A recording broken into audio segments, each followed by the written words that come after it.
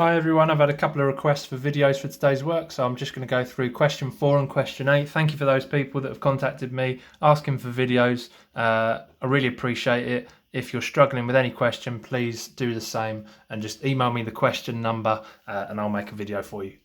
Right, question 4 is the first one.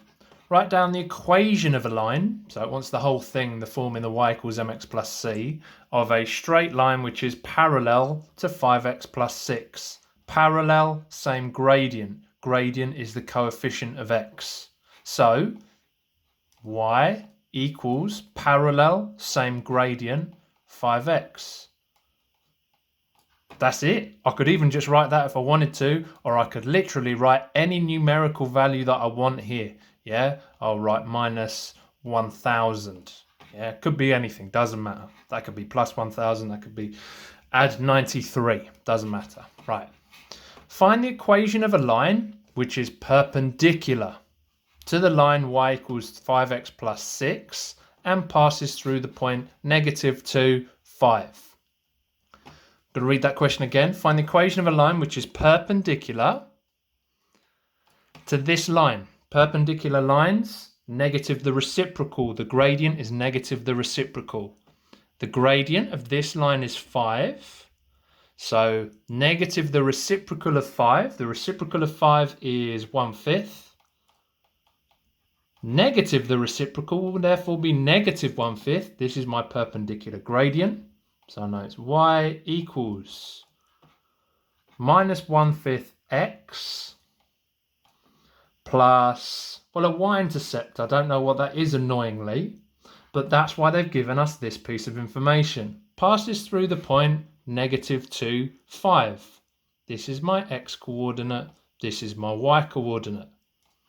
Now, what I'm going to do,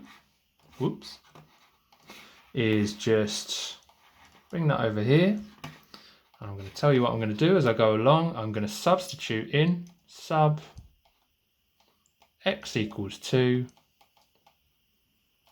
y equals, minus 2, very important. X equals minus 2 as I can see from here, y equals 5 into y equals minus 1/5 x plus c. Y is 5. Y is 5 from my given coordinate, so that's going to give me 5 equals minus 1/5 times x, which is negative 2, plus c. So 5 equals 1/5, negative 1/5 times negative 2. Well, a negative times a negative is going to give me a positive. So I know the product of these two numbers is going to be positive. And 2 lots of a fifth is basically 2/5, isn't it? Plus c. Now, I'm just going to take 2/5 away from both sides to find my value of c.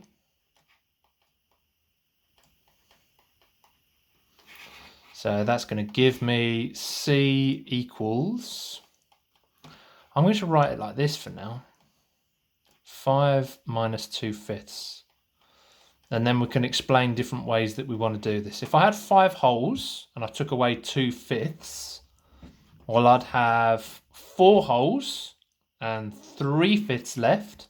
So one way of doing it is to say c equals 4/5.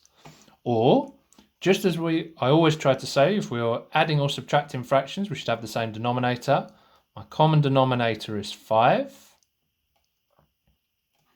If I had 5, because that's the same as 5 over 1 if I think about it. So if I times that by 5, times the top by 5, well, 5 holes is the same as 25 over 5. And that makes sense because 25 divided by 5 is 5. Yeah? Now I have 2 fractions with the same denominator. 25 take away 2 is 23 over 5 equals c. Now I can write my equation of my line out. So this was it. And I've just worked out what c is. Y equals negative 1/5 x plus 23 over 5. Or if you so wished, you could call that 4 and 3/5. You'd still get all the marks for that. Okay, question 8 was the other one that we found a little bit confusing. So the points 6, 1 and negative 2, 5 are on the line with equation y equals negative 2. That's basically saying negative a half x. Sorry if the formatting's a little bit weird. Yeah. So in fact, I'll write that underneath so you don't get confused. That's basically saying this. The x is essentially being multiplied by the numerator, not the denominator. Apologies for the formatting. Okay. The points 6, 1 and negative 2, 5 are on the line with equation negative a half x plus 4. M is the midpoint of AB. Find the equation of the line through M, so through the midpoint of the ones connecting these two bits, that is perpendicular to this. Right. I could give you an easy way of just and I will do in a second, but I just want to show you what it means by the midpoint. So I've got a handy axes, which I've got here. So if I had the point A, which is 6, 1, 6 across the x-axis 6 and up 1, that's point A. And negative 2, 5, negative 2, and then positive 5, isn't it? Negative 2, 1, 2, and up 5 would be this point here. So it's saying if there was a line that connected those 2 points, what would be the midpoint of it? Well, hopefully we can see that the midpoint of these things is here. But there is, in fact, an easier way to work out the midpoint. And the easier way to work out the midpoint, so it would be 2, 3 would be the midpoint of that. Yeah, so that's the midpoint of it, 2, 3. I'm going to just make this smaller. It's taking up a lot of space. If you need to, you can rewind this video. The easiest way to do it, to find the midpoint though, is to say, we'll add together my x points. So this is my x value, this is my x value. So if I do 6, add negative 2, and then I'll divide that by 2, because it's halfway. And if I have my y values, 1 and 5, 1 add 5, again divide by 2, halfway. Well, that's going to give me 6 add minus 2 is 4. 4 divided by 2 is 2. And 1 add 5 is 6. 6 divided by 2 is 3. So the way to get my midpoint is add together my x values, divide by 2. Add together my y values, divide by 2. This is the midpoint.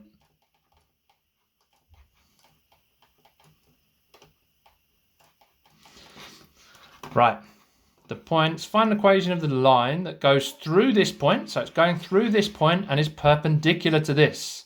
Perpendicular, perpendicular. This is the gradient of the line. I want the perpendicular gradient of negative a half. So negative the reciprocal. Well, the reciprocal of a half is 2. Negative negative a half. The reciprocal of negative negative a half. I've said that really badly, sorry. If the gradient is negative 1/2, and I'm doing negative the reciprocal of it, that will become positive 2. Hopefully that makes sense. So if I flipped it, it would be 2 over 1, and because it already is negative, it will become positive. So I know that my perpendicular line is going to be y equals mx plus c, I'm thinking. I've got my gradient, y equals 2x plus c. I don't know what my y-intercept is. Therefore, I'm going to substitute in my x value and my y value because I know that it passes through this point. So there's a line basically which is going to pass through, sorry that's incredibly small, but a line with gradient 2 is going to pass through this point here. So I'm going to substitute in x equals 2 and y equals 3. That's going to give me y is 3 equals 2 lots of 2 plus c. 3 equals 4, add C. Rearrange, subtract 4 on both sides. 4's cancel, 3 take away 4 will give me -1 equals C. I now have the equation of my line, because I knew it was y equals 2x, because that is the perpendicular gradient. And my y-intercept I've just worked out is -1. Now, out of interest, let's just look what that would have looked like. I don't propose that you do this because it's going to be inaccurate, but I just want to show you what this question is asking you. Right.